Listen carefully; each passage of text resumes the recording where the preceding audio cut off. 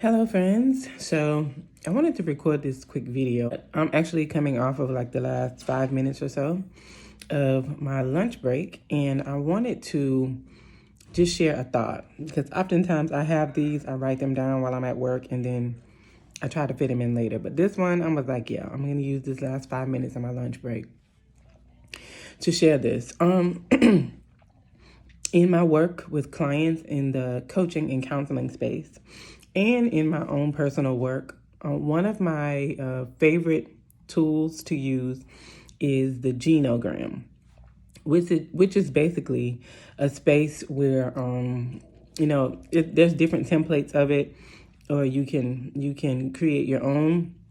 But I love the Genogram because it's basically a family tree, and within the actual document, you write out certain things. Like you start from maybe 3 generations before you with maybe your great grandparents, your grandparents, your parents, and then you. And then, you put like the children, your aunts, uncles. And then when you get to you and your parents, you put your parents, you put you and your siblings. And then for your siblings, you may put, their spouses or their children. And one of the reasons why I think it is such a valuable tool in self-work and in coaching and counseling is because, we know a lot of facts. Maybe we've heard stories. We take in a lot of information over our lifetime about ourselves and about our families and about the world. But sometimes when you actually sit and look at your family tree, and depending on what you're working on or who you're working with, you will record certain things that maybe you knew, but you hadn't really thought much about. Sometimes in a genogram, things like a work history may come out, education, illnesses, disease, addictions, like patterns within your family, religion or faith, or maybe significant incidents that stand out for you from generations before that maybe you heard about, don't know much about, or maybe significant incidents that took place for you. And you may even notice that there are repeated patterns of things that may happen with your parents that are happening with you. So, we know that there are connections, obviously, between the things that happened generations before us, the things that happen with our parents, the choices that they made, and some of the impact on those things we continue to learn and find out as we grow.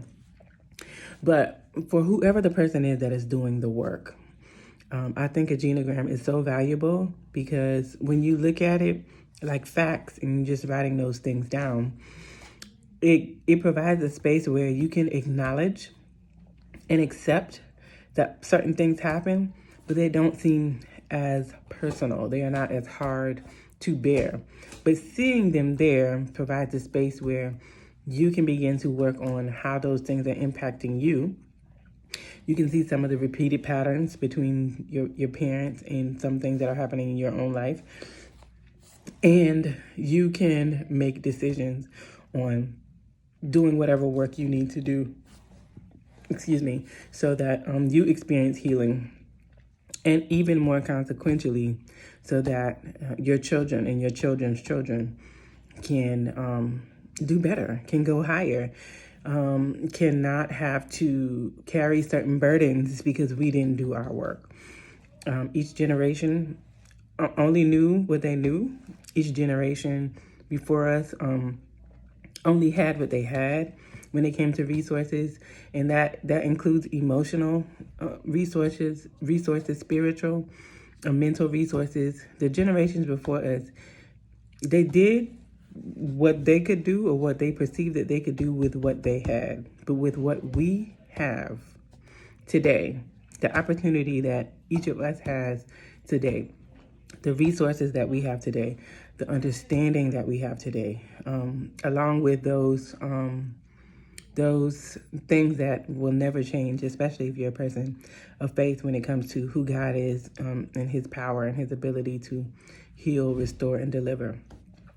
Having all of those resources we have what we need, no matter how hard it is, to do our work. Because if we don't do our work, we will continue to live beneath the privilege that was built for us, that was built on the backs of those that came before us. If we do not process the way we feel about the way the people before us handled their things, we will waste valuable time where we could be walking in healing and freedom and teaching that to the next generation, creating a culture of health, of honesty, of transparency, of authenticity, of vulnerability, in a safe space for our children and for those who are coming up after us. We have the resources. So anyway, I won't go off on a rabbit trail with that, but I will absolutely recommend anyone, whether you are working, whether you're doing self-work, just in a space of counseling or therapy, if you're working with a pastoral counselor, if you are just going through discipleship and you know that there are things that you want to come to grips with and work on within yourself, I recommend you prayerfully sitting with someone after having written out a genogram of your family history and looking at some of those things, because oftentimes, when we become adults, we're trying to right wrongs, or we're trying to redo or relive things that caused us trauma from our past, that our parents walked through or experienced, or a teacher or someone who was older than us. And we're trying to redo it, but what we end up doing is redoing it the same way it was done, because we're not able to really grasp things that have happened and understand how to face our fears, the fear of facing ourselves and what's happening within us, and do the work that we can do so that we do not further, hamper or damage the growth and the potential of the next generation, so that we do not further hamper our own growth and potential in this generation. So I just wanted to drop that quick line. There's so much more in a more organized and structured, thorough fashion that I would love to say about how valuable genograms are, but I'll stop here.